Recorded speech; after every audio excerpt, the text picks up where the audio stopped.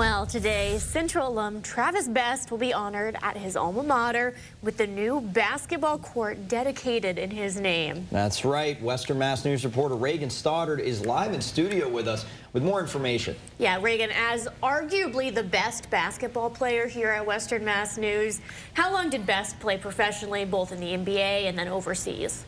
Well, Tyler and Sloan, Best spent 10 years playing in the NBA with several teams, including the Pacers, the Chicago Bulls, the Miami Heat, the Dallas Mavericks, and the New Jersey Nets.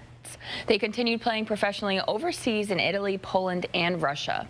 Growing up in the Springfield area, Best attended Central High School and early on made a name for himself in the basketball world. He led his high school team to an undefeated 25-0 season where they went on to win a Division I state championship in 1991. But his career didn't stop there. The point guard went on to play at Georgia Tech, surpassing 2,000 career points and 600 assists.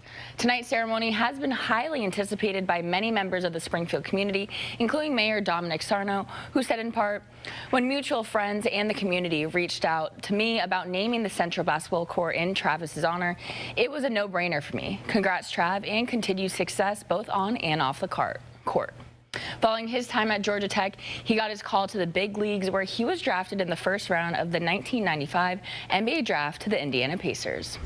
Tonight's ceremony will start around 6:45, followed by a 7:30 tip-off as the Central boys varsity basketball team takes on the Agawam Brownies. Reporting live in studio, Reagan Stoddard, Western Mass News.